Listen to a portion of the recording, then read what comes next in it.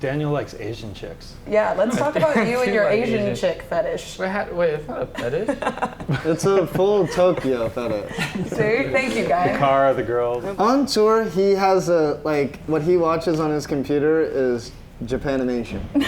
Really? Movies. There we go. See, it is a fetish. But they're hot though. Have you ever seen those girls that dress like anime girls? Yeah. Like they do their... Anime convention in LA. Hey, I'll set a reminder in my Gmail to tell you about it when I find out the dates.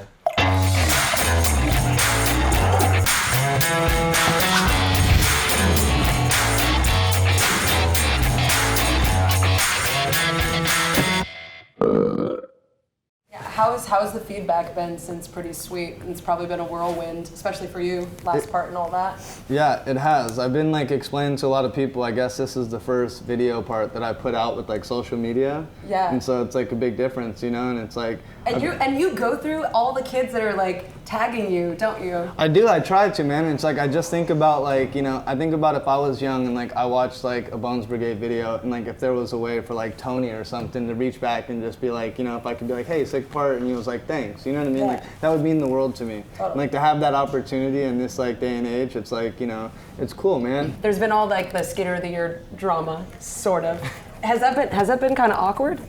I mean, it was it's a little awkward, you know what I mean? Because at the end of the day, it's I really respect Davi, I really respect Figgy. It's I like it, you know what I mean? We're all in this together. All the skaters, man. Figgy put out that really gnarly part. It was a lot of hard work put into it. Dope. David went off life-threatening, the biggest ever. Just killed it. Manny Santiago probably has got the most hustle out of all of us combined. Ryan DeCenzo, the biggest bag of tricks you'll ever see. It's everyone is just super good and it's all up. Yeah. Who got your vote for Skater of the Year? I just figured, I knew it was between David, Guy, and Figgy, and I don't know, I had no idea. I couldn't even tell you, I was just waiting. I was just waiting to see, I was waiting to see the results just like everyone else. This is actually the first video where as a skateboarder, you always feel it's an unfinished project or you're insecure, I'm old, I'm just milking skateboarding, what am I doing here? And it's you go through that so much and it's so much on you. And it's after this video, seeing some of the response and talking to some people, I'm kind of proud of it. You know what I mean? I've been around for a while and maybe it does kind of mean something. If I am inspiring people, I'm happy, man, because I work hard at it. You know what I mean? Yeah. I care about it a lot. You definitely are. Riley, tell us about the Shep Dog's house. We ended up living there for a year, but it was just it was just too hectic. It was just too much freedom for too many younger kids, Yeah. It was just crazy, but because I'm not a big partier, so I would just kind of watch it all happening. And I would have to kind of do stuff where they didn't have to, wake up early for a flight or something, and I'm just in my room oh my god, this can't even sleep because they're just partying all night. But it was a fun experience. But now I'm out of there and definitely I miss it, but I'm happy to have peace and quiet at my own place. Yeah, do you have any Jaws stories from that house? Jaws, I don't think he ever even came there. How about a good Jaws story? Yeah. He was one of my favorite guests ever on the show. Jaws story. Amazing. I was on a Birdhouse tour, and I think him and Clint Walker were trying to skate a rail, and it was in New York, and he I think Clint back 50'd it, and then Jaws tried to board slide it and just sacked it so bad. And I was his roommate on that trip, and I remember later that night he showed me, and his balls were just completely black and blue, and I was just oh my god, that's so gnarly. And then he was just still skating the next day. You got forgotten on tour a couple times? Oh god. I got left at a spot in France. How do you get left? So me and Lucas and Flo got super drunk the night before. So I slept in the van the entire time we were out skating. And at one of the spots, Joey was trying to trick.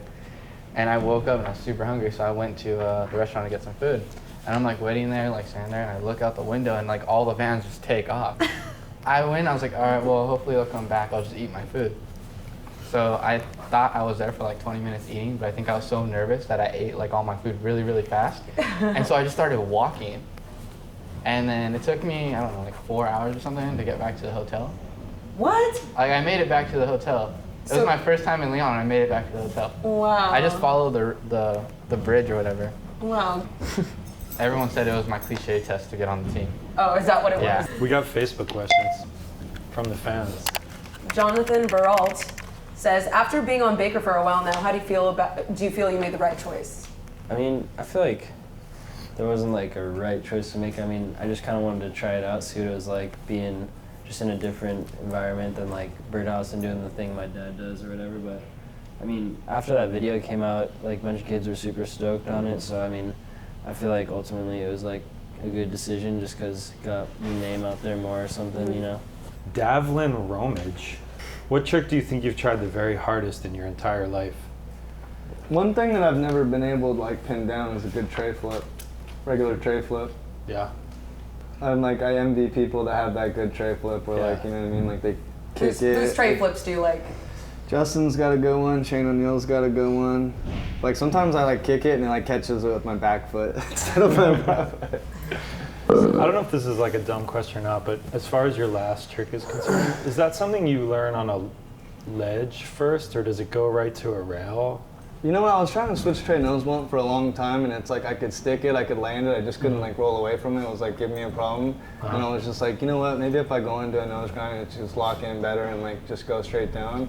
But I never did it on a curb or anything, like I just like tried it there. And I've had a lot of practice from like, you know, almost a year of just trying the nose blunt one. Oh, okay. But how many that's funny, tries? man. Like, you know, it's like a lot of people, they really like that trick, and it's like, you know, that wasn't, for me, like personally, wasn't the hardest one in there. What You know was I mean? the hardest one? I mean, like, I would say, like, you know, maybe like the Smith grind, like laser flip, like that one, like took a lot of work, like, you know. Yeah. Daniel. Russell Bortsfield says, how far along are you in your upcoming cliche part? I don't know. I want a short video part, like not too long, like 3 minutes, but they sent me like my timeline, it's like 5 minutes, and I was just like seeing all the black, like, just the parts where no footage is there. I'm just like, fuck, this sucks. Hopefully I'll catch up. Good luck getting those extra minutes. Just film a lot of lines. Yeah. The virginity ad in the old Big Brother. Yeah. Did anyone ever like? No, they did. They Contact you? responded. They Did responded. you see pictures of girls? Like, was there? Yeah, ever- I was too scared. There it is. Operation Manhood. Wow.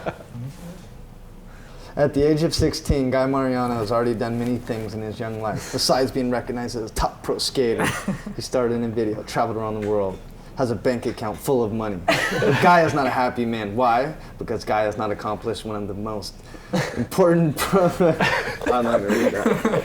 Can you come in and get a cameo real quick? We need you on camera. Just Justin pull gave me a people line in. one time and I used it in the interview. I said, "What's your phrase, Justin?" You got it, dude. You know it. I said, "I must be Scottish because I killed it." Oh man, that was awesome. Killed it. He killed it. I can He killed actually. it. Can you tell us the story of the earwax in China? You were at like, Yeah, I one was of the at a spa, and then like I was with Guy, and they like do everything, clean their ears or whatever, and then I didn't want to do it, but then they wanted me to do it, so I was like, fuck it, I'll do it. And the girl just went in there, and then she just pulled out a brick of wax, like How? a booger. I mean, like, let me tell you this. So we're in the Lazy Boys, right? All these people are lined up, so we're in there.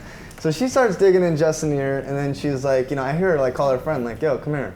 And like all of a sudden it's like 2 girls, 3 girls. Next thing you know, the whole spa is gathered around, and they pull out this thing, and it looks like a cockroach. No. Dude, it was a cockroach. It was like, it was this big, like this long. It looked the same color and like as a cockroach. it was dark. And they pulled it out, and then you just hear everybody was like, whoa.